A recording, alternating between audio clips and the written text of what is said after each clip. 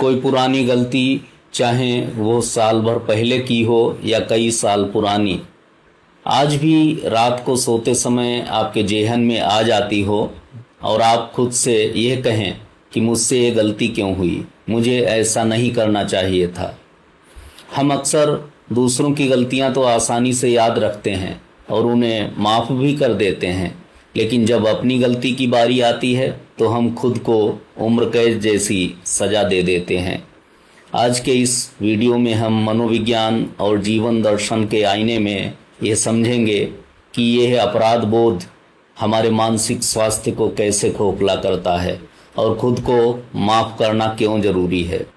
आइए इसे सबसे पहले न्यूरोसाइंस और मनोविज्ञान की भाषा में समझें। जब हम किसी पुरानी गलती के लिए लगातार खुद को कोसते रहते हैं तो मनोविज्ञान में इसे क्रॉनिक गिल्ट कहा जाता है। वैज्ञानिक शोध यह बताते हैं कि जब आप खुद को मानसिक रूप से प्रताड़ित करते हैं तो आपका मस्तिष्क लगातार स्ट्रेस हार्मोन रिलीज करता है।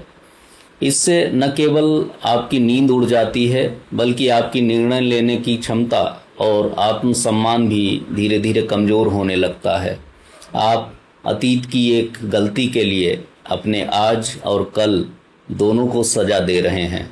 दूसरा सबसे बड़ा कारण यह है कि समाज हमें यह सिखाता है कि गलती करना एक पाप है और गलती करने वाले को सज़ा मिलनी चाहिए। हम अनजाने में ही अपने ही मन के जज और जजमेंटल क्रिटिक बन जाते हैं। हमें भूल जाते हैं कि इंसान गलतियों का पुतला है। जब तक आप ये मानते रहेंगे कि आप परफेक्ट होने चाहिए थे, तब तक आप खुद को कभी माफ़ नहीं कर पाएंगे। जो बीत गया उसे उस समय के आपके अनुभव और समझ के आधार पर देखा जाना चाहिए था, न कि आज की समझ से।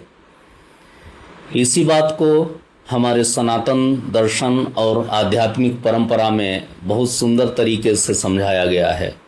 हमारे शास्त्र कहते हैं कि मनुष्य से भूल होना स्वाभाविक है, लेकिन भूल को सुधार कर आगे बढ़ना ही बुद्धिमत्ता है।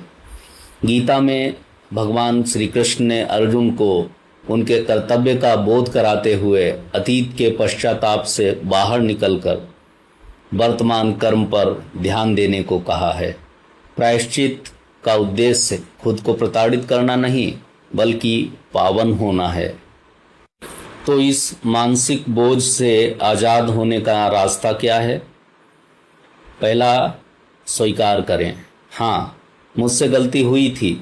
अपनी गलती को बिना किसी बहाने के स्वीकार करें। दूसरा, सीख लें।